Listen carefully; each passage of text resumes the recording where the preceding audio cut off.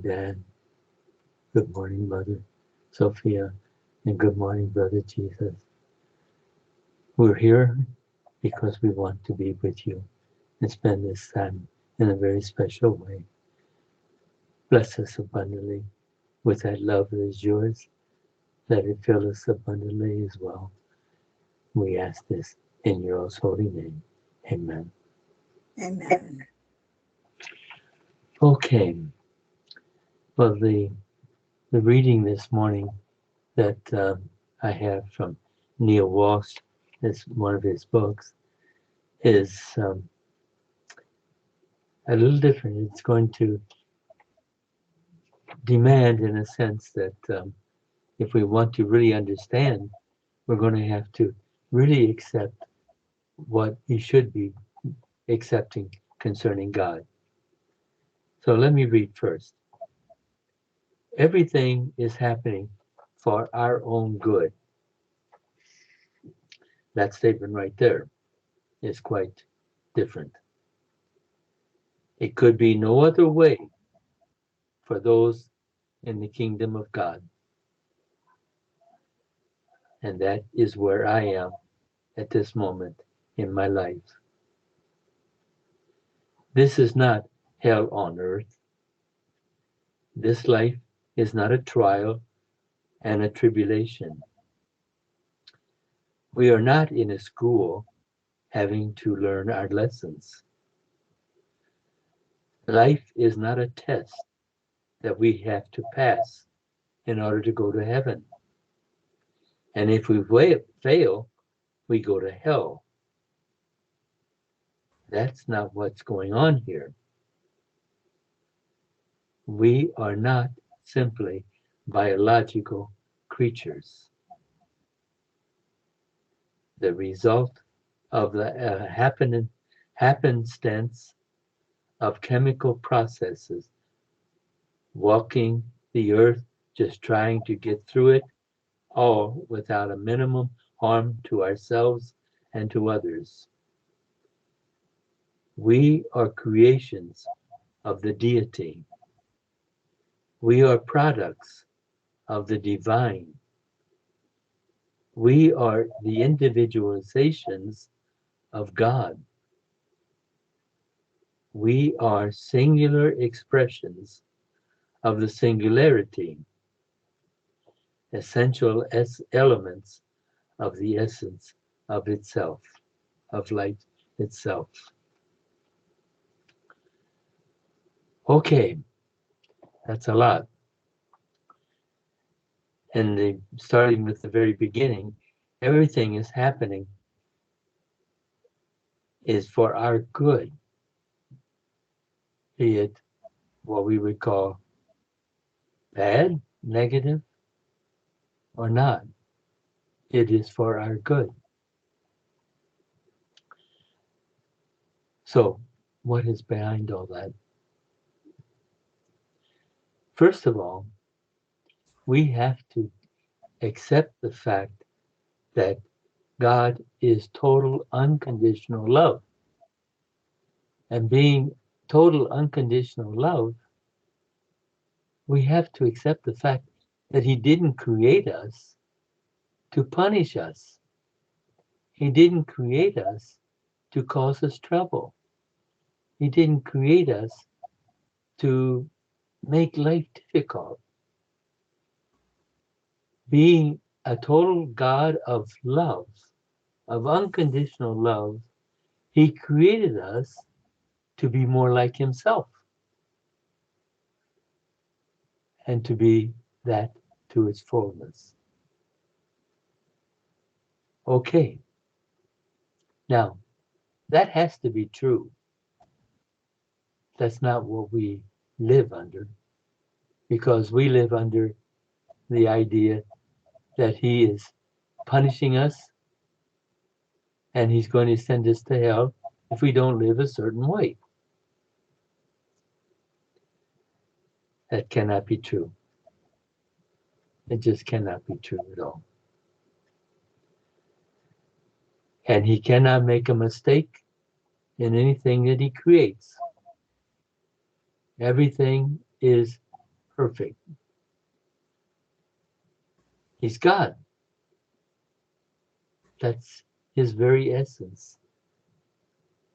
And therefore, our life is perfect. There's nothing evil about it because it is all love. The very essence of their life is love, and they can only share who they are, and that's love. And so the very essence of our life is love. Therefore, we truly are like them, divine. Well, then, if everything that is happening is for our own good, how do we explain this?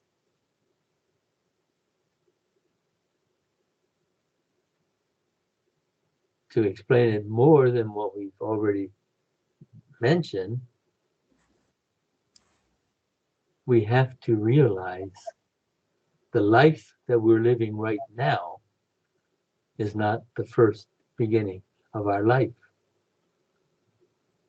We have to accept the fact that since God is infinite, we have also been living, in a sense, infinitely. In a sense, because there was a moment when we were created, but we were not created just a few years ago. We were created years, centuries ago. And we have lived this life over and over and over. And we have chosen to live it over and over and over. And according to everything that our Father has explained to Neil, is that when we have made the decision to come and dwell in a body that we're dwelling in now, when we made that decision, we want to go back again. It was for one purpose only, to experience things in such a way that we had an opportunity to grow more in love, to become more like he is, like Mother Sophia, and like Jesus. It has to be that way. Therefore, it all is for our good, because all of it is going to give us the opportunity to grow more in love. And since they cannot make a mistake in anything, even when we live this life total negatively, in an evil, negative way, we're not going to hell, because that doesn't exist. But we're going to live in the spirit world again when we die, in order that we are able to work through all this that we did not work through while living here in the body. We would call it purgatory. We created the environment, our life environment in which we are living. And we created it in this life in order to have the opportunity to erase it, to melt it, so that we could experience more love. And we're going to do that either in this life before we die, or we're going to do it in the next spiritual life when we return back home in the spiritual world. We're going to do it there until we are able to return home to the family where all of us want to live totally and completely. So the trials and the tribulations, we cannot say that we are innocent. No, because those who do those things to us, apparently, we will find out someday after death that we made an agreement with them to do that to us so that we could grow in forgiveness. And the thing that is most important is forgiveness. That is it. To forgive and ask forgiveness, that restores love. That melts all the negativity and restores love, restores us to experiencing love. And that's what we want. But that is also our problem. I'll never forget that I was over 50 years old when, for the first time in my life, I had the guts and the courage to ask forgiveness of somebody I hurt.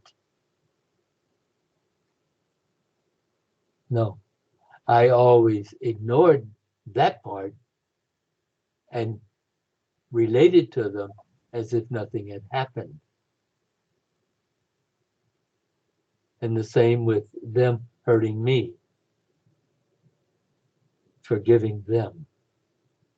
That too, I was old.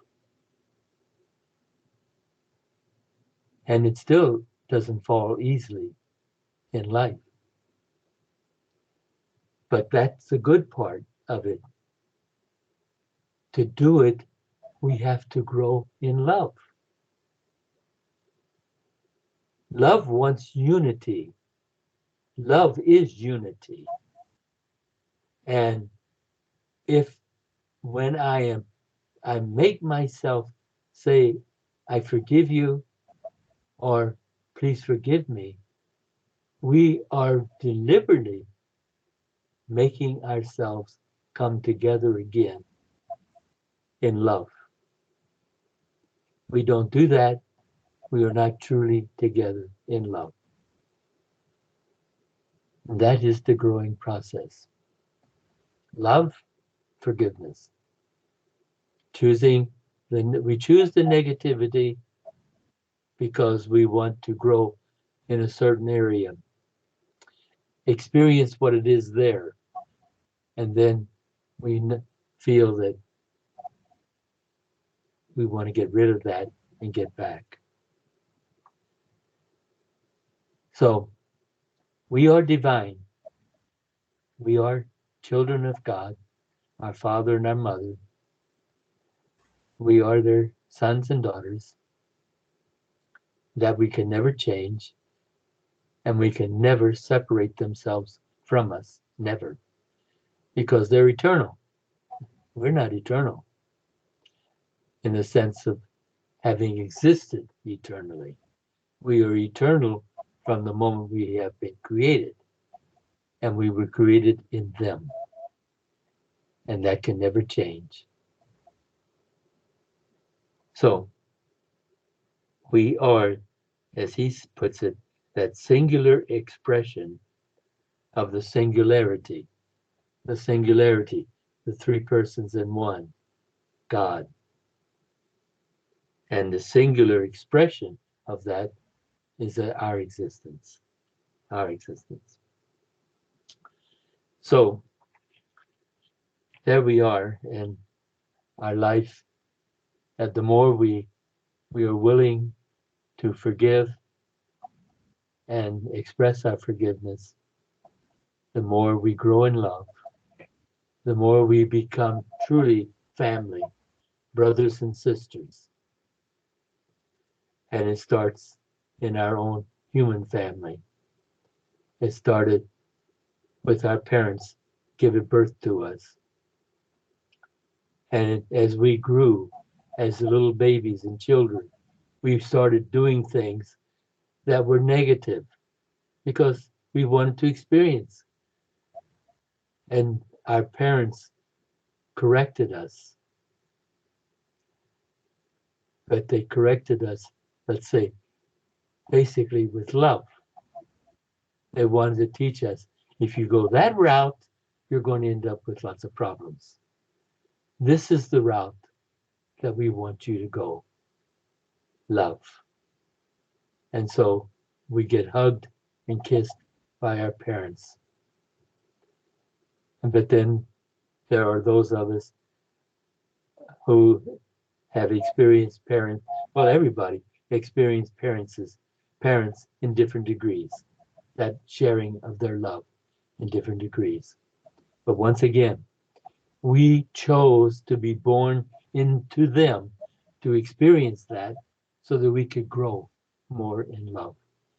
That is the only way all this can fit together in God, because God cannot make a mistake. Therefore, it all has to come together as one. Okay, those are the thoughts for this morning that I have to offer. So if you got something you'd like to share now, Rose, you can do.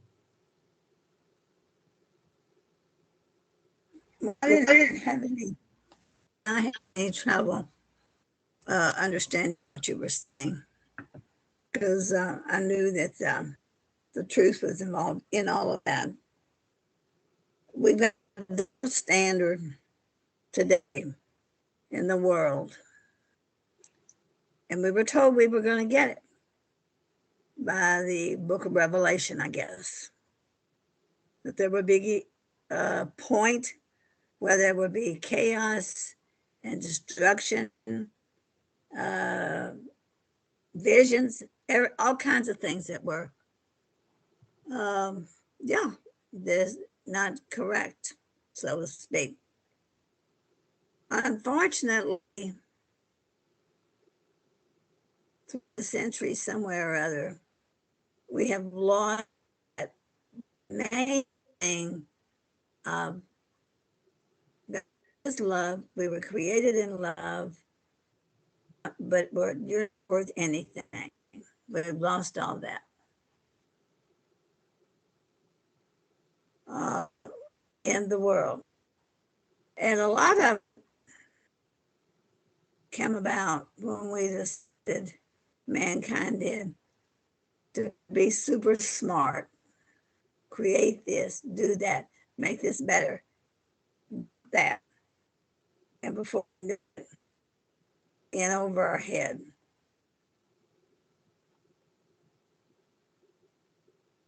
Even church in itself fell for some periodically various ways. Not this double standard we live. What today is true. What you said today needs to be published. It's published. But we've also got that point that I don't need that. Why isn't God something if he can? Like a lot of people just have no idea what's going on.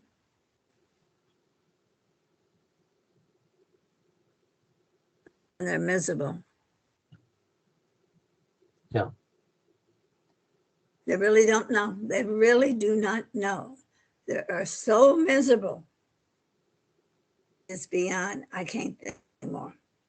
These qualities that were given to us, uh, basically in creation, they have been just eat up. And we fell for the centuries. Yeah, we were born. Just like always being this and the other, and we're panicked. And I go find a doctor to go do something, get some medicine. Well, a lot of times, some of the medicine is just sit down, wait a minute, and let's see what happens. Then we go do something else. We make a decision. Oh no, we make push button decisions.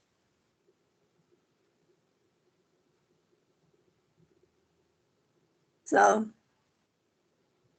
again, there's another piece of the same gospels of days over again. And we have to accept. We have to accept.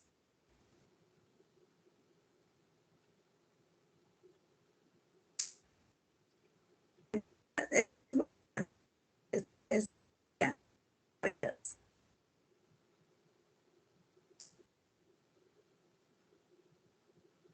Are you there?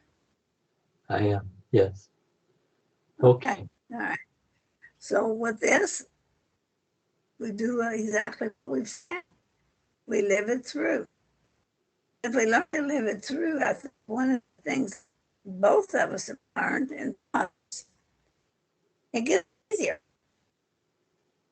Yeah, get crushed for the moment, but it is easier. Seems to be anyway.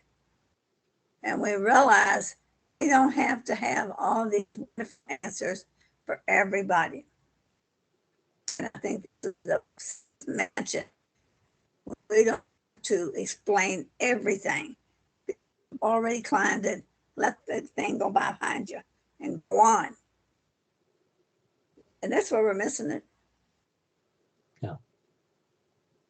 And you know, we've always heard misery loves company. Well, there's truth to that. So we drag somebody else with us if we can and blame somebody else.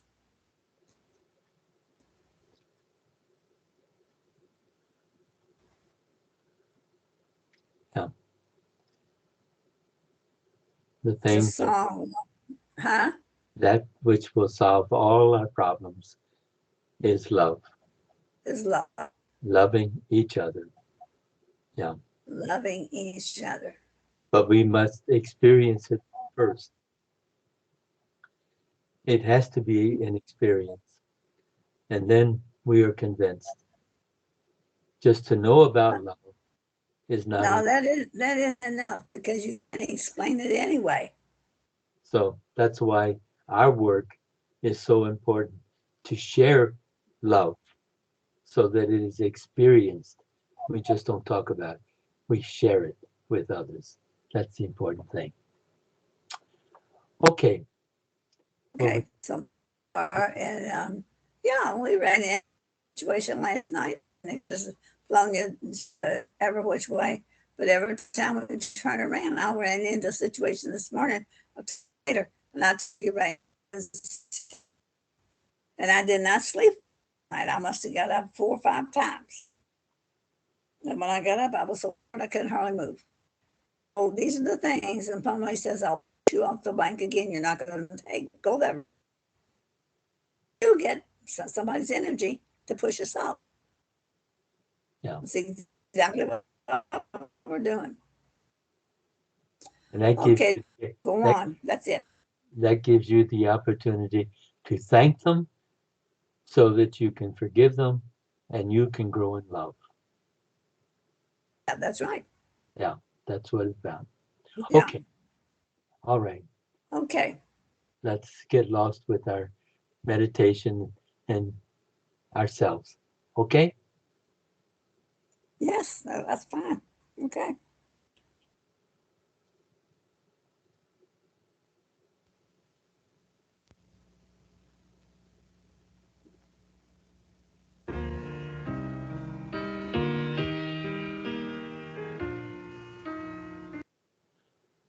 Oh,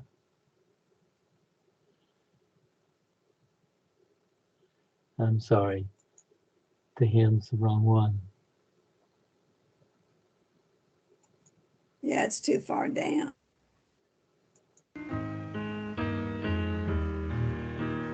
Do you believe? Okay. Oh,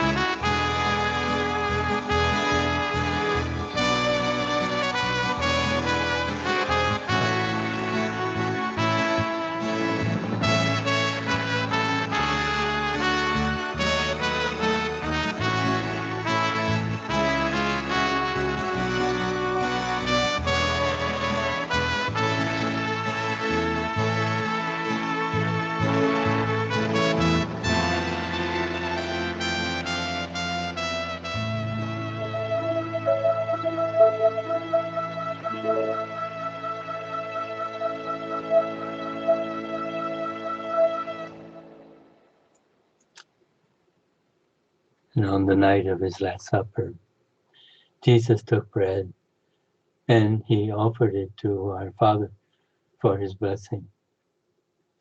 And then he broke it and gave it to his disciples, saying, "Take this, all of you, and eat it.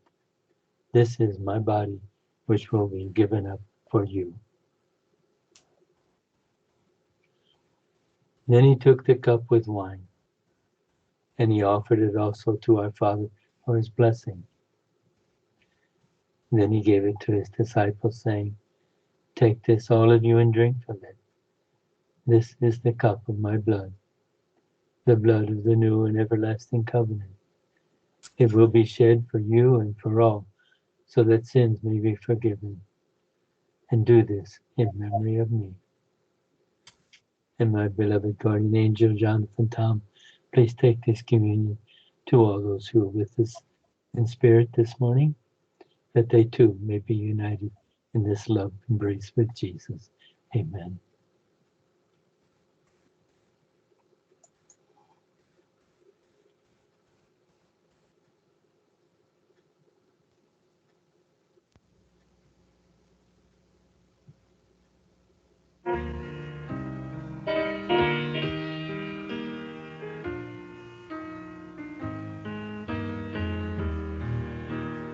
Do you believe in me and in the words I say, and in him who sent me from above?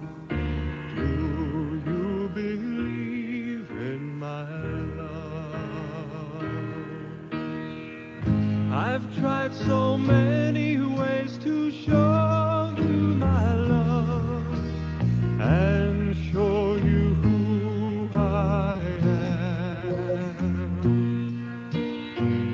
Sometimes I wonder if you've ever learned, or if you understand. Do you believe in me and in the words I say, and in him who sent me from above? Do you believe in my love? This is my body that is broken for you. Never forget what I've done. This is my blood that is shed for you. This is what makes us one. Do you believe in me and in the words I say, and in him who sent me from above? Do you believe in my love?